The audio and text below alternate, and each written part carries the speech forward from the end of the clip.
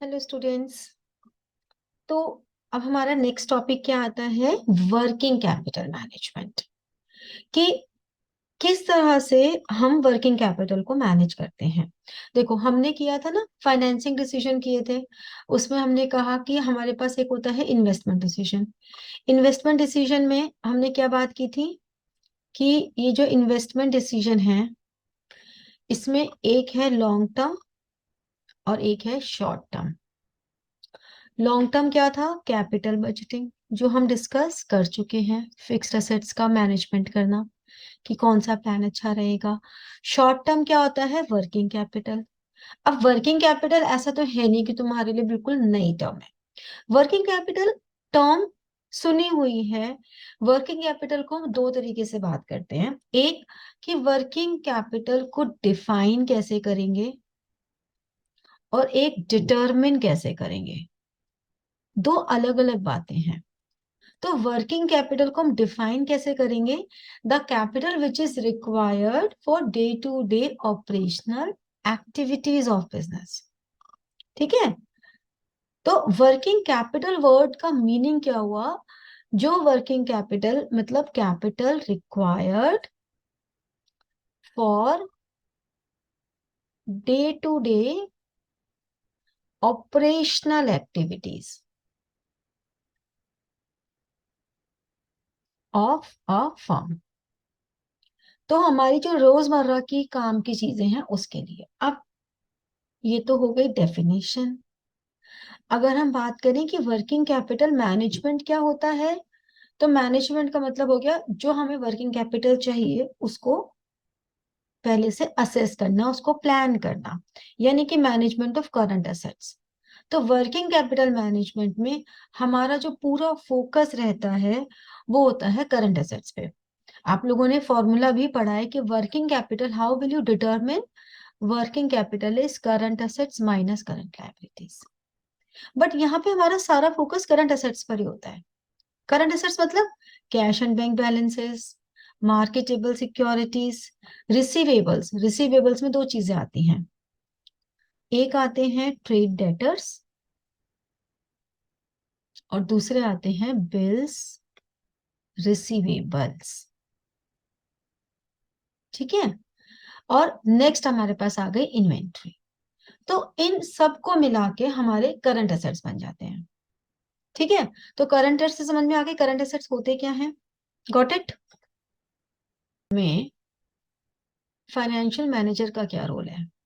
हम लोगों ने पहले जब फर्स्ट चैप्टर का थियोरेटिकल पोर्शन किया था तो हमने कहा था फाइनेंशियल मैनेजर का रोल क्या होता है कि कहाँ से फंड्स आएंगे, acquisition of funds and allocation of funds, कहाँ पे उन्हें लगाना है। यहाँ पे भी बात वही होगी। तीन क्वेश्चंस के आंसर देने हैं उसे। पहला question, what should be the total investment in working capital. Second question, what should be the level of individual current assets. हमारे जो मेजर करंट एसेट्स हैं, यानी कि जो मोस्ट लिक्विड फॉर्म है, cash in hand and cash at bank, ये most liquid form है। Receivables और इन्वेंट्री।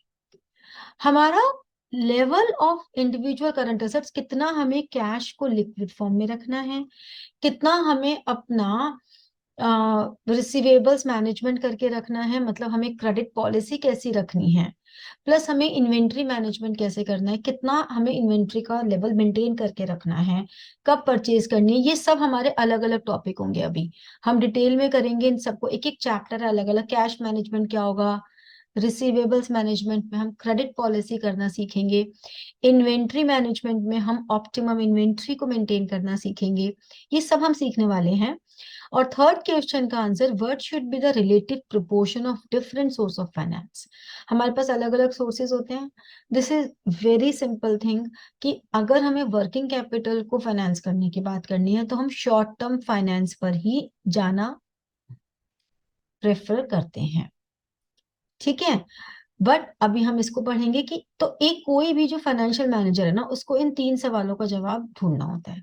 तो वर्किंग कैपिटल मैनेजमेंट क्या है? It may be defined as the management of firms sources. Management के जो फर्म के सोर्सेज हैं एंड यूजेस। देखो घूम फिर के कहानी यही आ गई ना, एक्विजिशन एंड एलोकेशन। कहानी घूम फिर के वहीं घूमती है। और दूसरा, हमारा primary aim of FM, financial management का प्राइमरी एम क्या है? To maximize shareholders wealth. देखो, जब से कॉमर्स पढ़नी शुरू की तब से हम एक ही चीज पढ़ते आ रहे हैं कि भैया प्रॉफिट।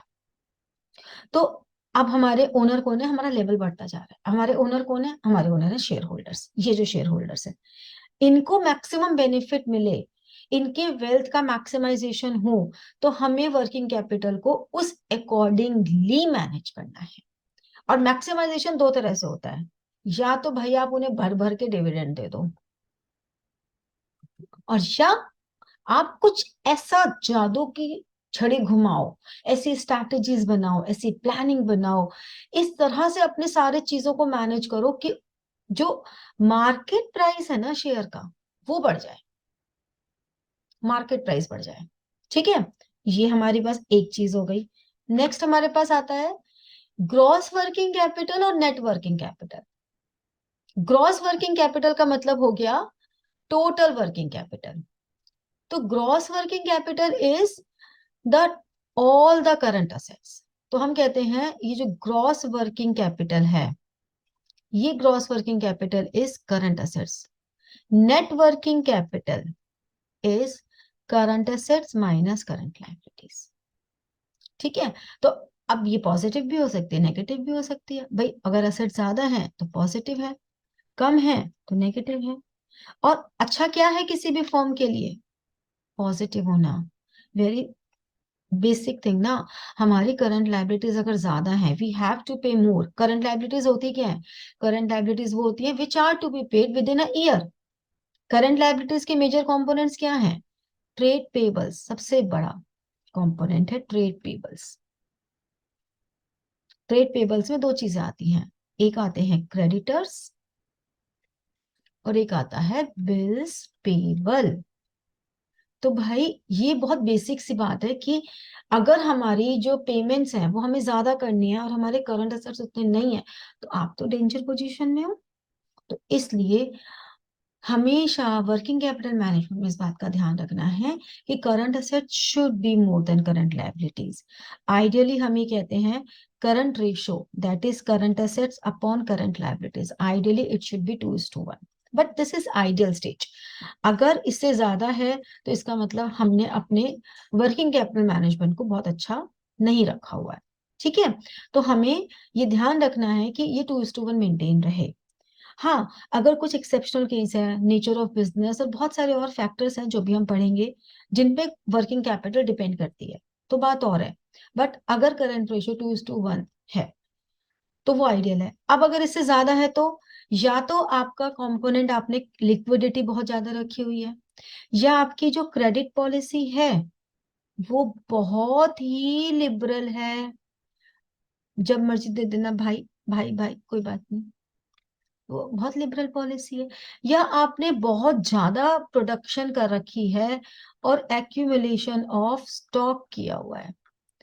अब एक्यूमुलेशन ऑफ स्टॉक या तो मोर प्रोडक्शन से हो रहा है कि बहुत सारी प्रोडक्शन कर ली, या आपकी सेल उतनी नहीं हो रही है। Either of the way, stock godown में भरा पड़ा है, नहीं निकल रहा है, मींस आपके लिए वो एक डेंजर जोन है। तो हम लोग डिटेल में सब कुछ पढ़ने वाले हैं अभी। ठीक है, अब why a firm should maintain an optimum level of gross working capital? क्यों रखना चाहिए भाई? क्यों हमें जरूरी क्या है? ऐसी क्या जरूरत है हर चीज को डिस्कस करना है? ग्रॉस वर्किंग कैपिटल ये बताती है कि आपका काम अननेसेसरी रुक नहीं रहा। जब जितना चाहिए उतना है, आपको जब जितना रॉ मटेरियल चाहिए उतना रॉ मटेरियल है, प्रोडक्शन नहीं रुकेगी। आपको जब जितना कैश चाहिए उतना कैश है, आपके काम नहीं रुकेंगे। एंड इस वजह से, ड्यू टू दैट थिंग, आपकी कंपनी कभी लिक्विडेट नहीं होगी just due to insufficient working capital, क्योंकि आपके पास अपने एम्प्लॉयज को सैलरी देने के लिए पैसा नहीं है। तो आपके एम्प्लॉयज काम नहीं करेंगे तो आप लिक्विडेट हो जाओगे, क्योंकि आपके पास रॉ मटेरियल खरीदने के पैसे नहीं है। यू हैव ऑर्डर्स, लेकिन आपके पास रॉ मटेरियल खरीदने के पैसे ही नहीं है। तो ये सब रीजन है कि इस ये फोर्सेस हैं, ये सारी फोर्सेस हैं जो हमें ये फोर्स करते हैं कि भाई क्यों आपको वर्किंग कैपिटल मैनेज करनी है, to improve profitability, because overflowing working capital implies cost. अगर आपने अननेसेसरी ज्यादा वर्किंग कैपिटल भी रख ली, आपने सोचा ओहो हम तो बहुत अमीर है, हमारा बैंक बैलेंस बहुत अच्छा है, बेवकूफ हो। बैंक बैलेंस एक आइडियल होना चाहिए, अननेसेसरी पैसा बैंक में पड़ा है, that's no use. Cash management करो और देखो कि हमें कितना चाहिए, जितना एक्स्ट्रा है उसको कहीं ना कहीं इन्वेस्ट करो, प्रॉफिट कमाओ उससे। ठीक है, अगर इन्वेंट्री रखी हुई है तो उसको रख के खराब नहीं करना, पॉल पॉलिसीज निकालो, स्कीम्स निकालो, निकालो मार्केट में स्प्रेड करो अपना प्रोडक्ट। ठीक है, net working capital denotes net liquidity maintained by firm. अभी मैंने बताया नेट वर्किंग कैपिटल क्या होती है, तो नेट वर्किंग कैपिटल ये भी बताता है कि कितनी बफर हमें चाहिए, क्योंकि अगर current assets should be more than current liabilities, तो करंट लायबिलिटीज कितनी है जिसके लिए हमें बफर रखना है कि at any moment of point if we need to pay any liability then we can pay it. Okay, then एक कॉन्सेप्ट आता है ऑपरेटिंग साइकिल का। ऑपरेटिंग साइकिल क्या है, देखो यहां पर मेरे पास एक आइडिया आया और मैंने रॉ मटेरियल परचेज करना स्टार्ट किया, प्रोक्योरमेंट। फिर मैंने इसको प्रोडक्शन में लगाया, फिर मैंने इससे स्टॉक बन गया, फिर मैंने इस स्टॉक को सेल किया, उस सेल से मुझे रिवेन्यू कलेक्ट हुआ। ये पूरा का पूरा प्रोसेस, यहां से यहां तक का जो सफर है, ये सफर हमारा ऑपरेटिंग साइकिल है। तो operating cycle is what? Operating cycle is the time required in completion of chronological sequence.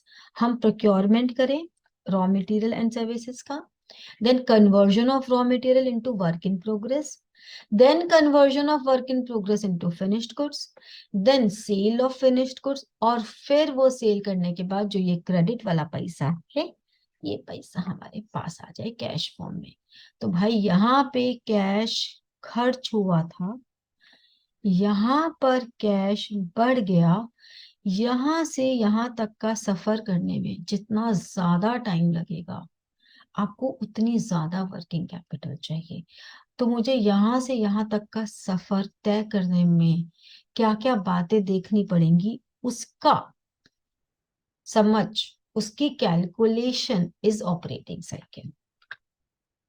तो ये जो कहानी हमने पढ़ी, इस कहानी को पढ़ के क्या समझ में आता है कि वर्किंग कैपिटल रिक्वायरमेंट्स को कौन कौन से फैक्टर्स अफेक्ट करते हैं।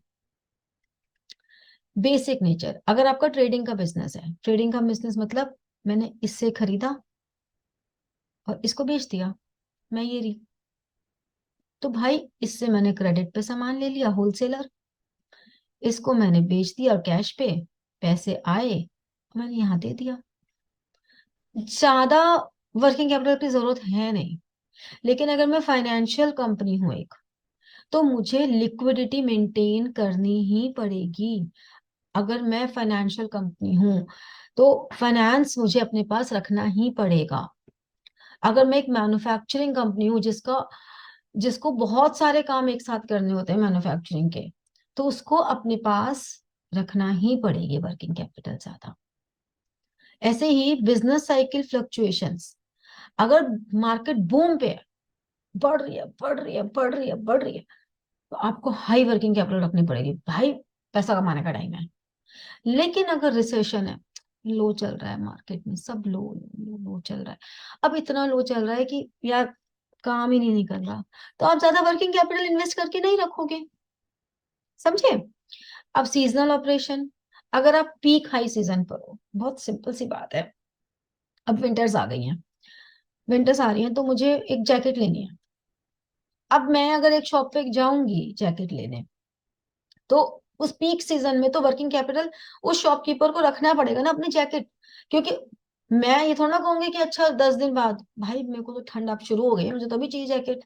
तो उसको हाई सीजनल ऑपरेशंस में काम कर रहे हो अगर आप, तो चाहे वो ट्रेडिंग ही क्यों ना हो, लेकिन ट्रेडिंग होने के बावजूद भी उसको अपनी वर्किंग कैपिटल हाई रखनी पड़ेगी, क्योंकि आप पीक सीजन पे काम कर रहे हो। दिवाली गिफ्ट्स का काम तो दिवाली सीजन पे ही आएगा। ऑफ दिवाली में अब थोड़ा ना दिवाली गिफ्ट की कोई डिमांड है मार्केट में। लेकिन अगर सीजनल ऑपरेशंस एवरेज है, मतलब 12 महीने चलती हैं, कोई चीजें ऐसी हैं, तो आपको okay okay average average working capital रखनी पड़ेगी। हाँ, सीजनल है ही नहीं, बिल्कुल भी सीजन नहीं है उन चीजों का, तो आपको वर्किंग कैपिटल कम भी रखनी पड़ेगी। तो डिपेंड करता है कि आप किस तरह के सीजन में काम कर रहे हो, मार्केट कॉम्पिटिटिवनेस कितनी है। अगर मार्केट कॉम्पिटिटिवनेस बहुत ज्यादा है तो आपको हाई वर्किंग कैपिटल रखनी पड़ेगी। लेकिन एक मोनोपोलिस्ट है, वो कम कैपिटल में भी काम चला सकता है, क्योंकि उसको पता है कि वो मार्केट को कंट्रोल कर सकता है। ठीक है ना। वो पहले कहेगा मैं मोनोपोली में हूं, पहले ऐसा करो, ऑर्डर दो, एडवांस दो, फिर मैं काम करूंगा। लेकिन कंपटीशन, अरे काम करवाओ आप, सब पैसे दे देना बाद में। हो गया ना डिफरेंस दोनों बातों में। तो इसलिए मार्केट कॉम्पिटिटिवनेस बड़ी जरूरी है। क्रेडिट पॉलिसी ऑफ सप्लायर, एक सप्लायर हमें अगर, क्रेडिट पॉलिसी बहुत स्ट्रिक्ट है उसकी, इस दिन पैसे मतलब इस दिन, छोटे छोटे 10 दिन के अंदर देने, तो मतलब देने हैं। अगर तुमने 10 के बाद एक दिन भी डिले किया, मैं इंटरेस्ट चार्ज कर दूंगा।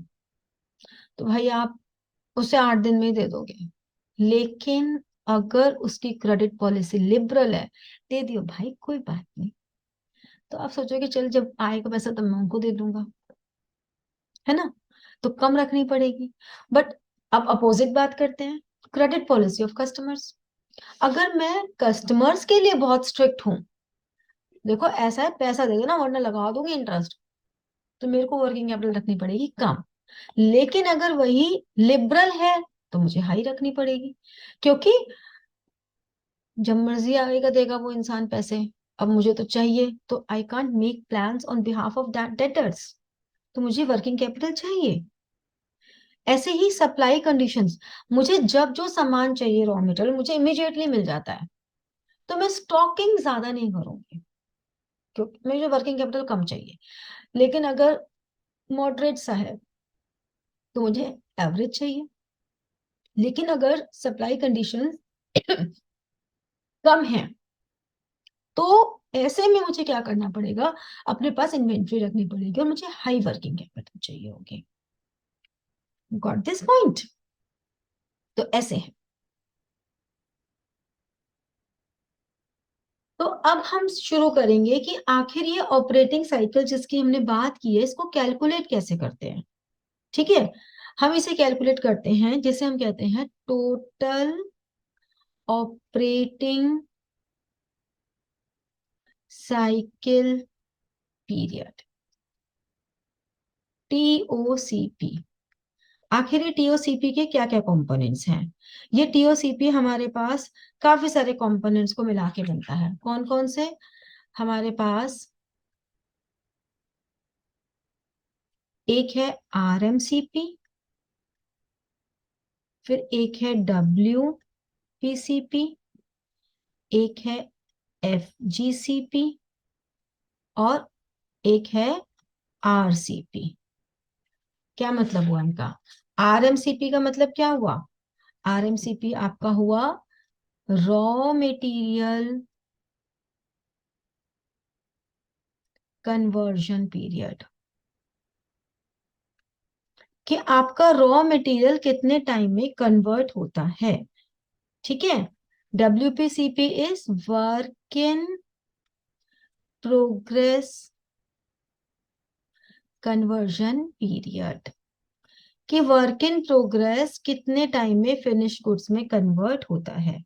मतलब हमें ये देखना है कि रॉ मटेरियल जो होता है उसको हम पहले वर्क इन प्रोग्रेस में करते हैं, वर्क इन प्रोग्रेस को फिर हम फिनिश गुड्स में करते हैं, और फिर वो सेल होता है जिससे कि हमें रिसीव होता है कैश। तो इनका कन्वर्जन पीरियड हमें सबका देखना है। जैसे कि ये हो गया फिनिश्ड गुड्स कन्वर्जन पीरियड, ठीक है ना। ये फिनिश्ड गुड्स कन्वर्जन पीरियड हो गया, और ये हो गया रिसीवेबल्स कन्वर्जन पीरियड। ठीक है। अब देखो, रॉ मटेरियल कन्वर्जन पीरियड में हमें कहते हैं जितना भी हमारा एवरेज रॉ मटेरियल है, जितना भी एवरेज रॉ मटेरियल स्टॉक है, उसको हम डिवाइड कर देते हैं टोटल रॉ मटेरियल कंजम्पशन से। हमारी टोटल कंजम्पशन कितनी है और हमारा एवरेज कितना है, इसको हमने 365 से मल्टीप्लाई कर दिया, तो ये जो हमारा आंसर आएगा डेज में आ गया। ठीक है। एवरेज रॉ मटेरियल स्टॉक, हमारा एवरेज का मतलब ओपनिंग प्लस क्लोजिंग अपॉन 2। तो एवरेज रॉ मटेरियल स्टॉक कितना हमारा है और टोटल रॉ मटेरियल कंजम्पशन कितनी है। अब कन्वर्जन की बात करें तो इसमें जो भी सबके फॉर्मूले सेम है। अब एवरेज WIP कितना है, अब इसमें टोटल कॉस्ट ऑफ प्रोडक्शन कितनी लग रही है इंटू 365। ठीक है। तो क्योंकि WIP तक आते आते हम कॉस्ट ऑफ प्रोडक्शन तक पहुंच जाते हैं, तो average WIP upon total cost of production. Finished goods conversion period में हमारे पास आता है एवरेज फिनिश्ड गुड्स। अब फिनिश्ड गुड्स जब आ गई तो total cost of goods sold COGS into 365। सबका आंसर डेज में आएगा, सबका डेज में आएगा आंसर। ठीक है। और receivable conversion period is average receivables upon total credit purchase sales.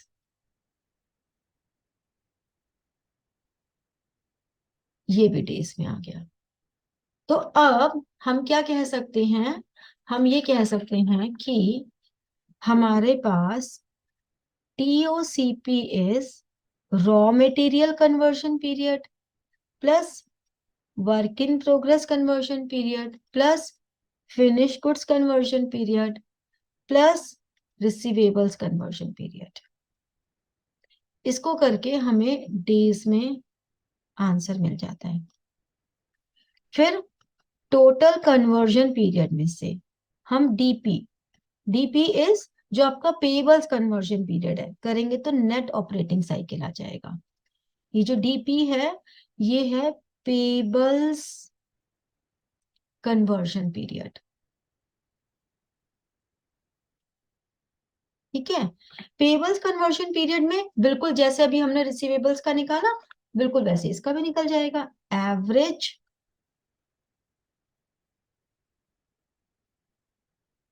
Creditors upon total credit purchases into 365। और इससे ये हमारा निकल गया नेट ऑपरेटिंग साइकिल। तो हमने बताया जितना हायर ऑपरेटिंग साइकिल होगा उतनी ही हमें मोर वर्किंग कैपिटल चाहिए होगी। इसीलिए दिस इज द रीजन कि हमें आखिर वर्किंग कैपिटल कैलकुलेट करने के लिए ऑपरेटिंग साइकिल को निकालना क्यों जरूरी है। अब इन्हीं सारे फॉर्मूलाज पे बेस्ड लेकर मैं आपको नोट एक न्यूमेरिकल करके दिखाती हूँ। देखो, मेक इट अ प्रैक्टिस कि आप सिर्फ देखते ना रहें, एक हमेशा अपने पास एक रजिस्टर एंड पेन लेके बैठे, पेपर पेन लेके बैठे, और कभी भी कोई प्रैक्टिकल सब्जेक्ट जो है ना सिर्फ सुन के नहीं आता। ये मैं आप यंग बच्चों की बड़ी प्रैक्टिस देखती हूँ। हमने पूरी वीडियोस देख ली, अब हमें सब आ गया। बेटा, वीडियोस देख के आपने सिर्फ सुना, अंडरस्टैंड किया, समझा, लेकिन वो आपको मेमोराइज हो, वो आपकी प्रैक्टिस में आए, उसके लिए आपको अपने हाथ चलाने बहुत जरूरी होते हैं। तो इसलिए मेक इट अ प्रैक्टिस, बीच में वीडियो को चाहे पॉज कर लो, बजाय कि स्क्रीनशॉट लेने के आप इसको पॉज कर लो और पॉज करके अपने पास नोट डाउन कर लो ये चीजें। ठीक है। ये तो बेनिफिट है ही। यहाँ कोई टीचर ऐसे तो है नहीं कि इरेज कर देंगे, इरेज कर देंगे तो हम बैक में जाके देख लेंगे। समझ रहे हो ना। तो इस तरह से है।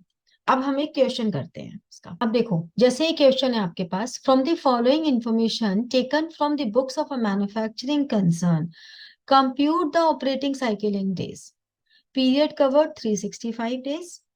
Average period of credit allowed by supplier 16 days। यानी कि हमारे पास जो क्रेडिटर्स का कन्वर्जन पीरियड है वो तो 16 डेज हमें दिया ही हुआ है। Average debtors outstanding, raw material consumption, cost of production, cost of goods sold and sales, हमें यहाँ पे value of average stock maintained भी दिया हुआ है। और हमारे पास सबसे पहला रॉ मटेरियल कन्वर्जन पीरियड निकालना है। Average raw material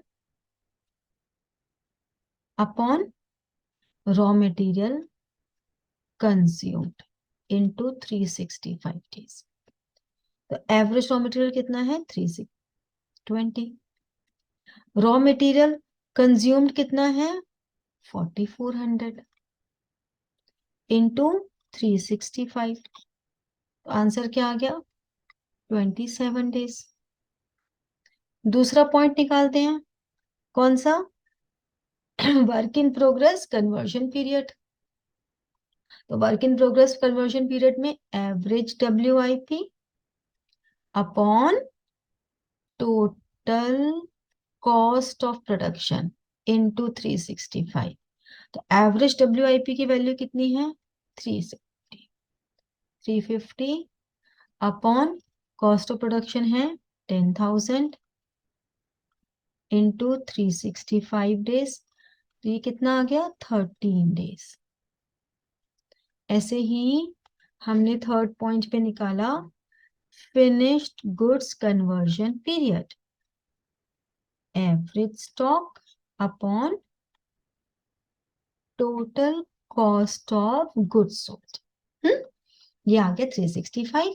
average stock कितना दिया हुआ है हमें यहाँ पर? एवरेज स्टॉक दिया हुआ है फिनिश्ड गुड्स का 260 upon total cost of goods sold 10,500 into 365। तो हमारे पास 9 डेज आ गए। फिर लास्ट हमारा क्या था? Receivables conversion period. Average debtors upon credit sales into 365। Average debtors हमें कितने दिए हुए हैं क्वेश्चन में? 480 अपॉन क्रेडिट सेल्स कहाँ दिए? 16,000 इंटू 365। तो ये हमारे पास कितना आ गया? कर लिया कैलकुलेट? 11 डेज। तो टोटल ऑपरेटिंग साइकिल कितना हो गया? RMCP, WPCP, FGCP और RCP। RMCP इज हमारे पास आया था 27। 27 ही आया था ना? हम्म। फिर ये हमारे पास आया 13 और ये आया 9 और ये आया 11। तो हो गया 60 days. Net operating cycle is TOCP minus DP। 60 minus ये तो हमें दिया ही हुआ था 16, 44 डेज। तो इसका मतलब ये जो फॉर्म हम जिसकी बात कर रहे हैं, इस मैन्युफैक्चरिंग कंसर्न का नेट ऑपरेटिंग साइकिल 44 डेज है। ठीक है? तो इस तरह से आपको डायरेक्ट इंफॉर्मेशन भी दे सकते हैं, जनरली डायरेक्ट ही होती है, और उसके बाद हम उसको निकाल के सारे डेज निकाल के सबको ऐड कर देते हैं। ओके, तो इस तरह से ये आपका एक कॉन्सेप्ट हुआ। अब वर्किंग कैपिटल का नेक्स्ट कॉन्सेप्ट आएगा कि वर्किंग कैपिटल को डिटरमिन कैसे करते हैं। मतलब जो हम current assets minus current liabilities की बात कर रहे थे ना, आखिर current assets minus current liabilities में हम कैसे करंट एसेट्स और करंट लायबिलिटीज को डिटरमिन करते हैं, कैलकुलेट करते हैं और वर्किंग कैपिटल का एस्टिमेशन लगाते हैं with all the contingency reserve. ये हम नेक्स्ट सेशन में करेंगे। ओके, तब तक के लिए बाय। आज का सेशन थोड़ा लेट हो गया मेरा, क्योंकि थोड़ा मैथ स्टूडेंट्स में बीच में स्टाफ अप रही, तो बट ये मेरा प्रॉमिस है, मैं तुम्हें दूंगी जरूर डेली, ये पक्की बात है। ठीक है, तो अब नेक्स्ट मैं कल का सेशन तुम्हें दे दूंगी। Good luck and subscribe, like, share the channel with your friends, और कमेंट्स दो, प्रैक्टिस करो क्वेश्चंस की, एंड अपने डाउट्स शेयर करो। जो भी डाउट्स आते हैं आप कमेंट बॉक्स में डाल सकते हो, या आप मुझे मेल कर सकते हो। मेल आईडी तो मेरा देख ही लिया ना, क्या है मेल आईडी, मैं फिर भी यहाँ लिख देती हूँ, राजश्री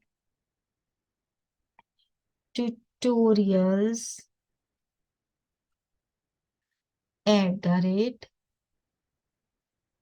@gmail.com। ठीक है, तो आप अपने डाउट्स, आपको कोई क्वेश्चंस के आंसर लिखे हैं, वो सब चेक कराना है, एनीथिंग आप कमेंट सेक्शन में दो या मुझे मेल कर दो। ठीक है, so all the best to all of you, good luck.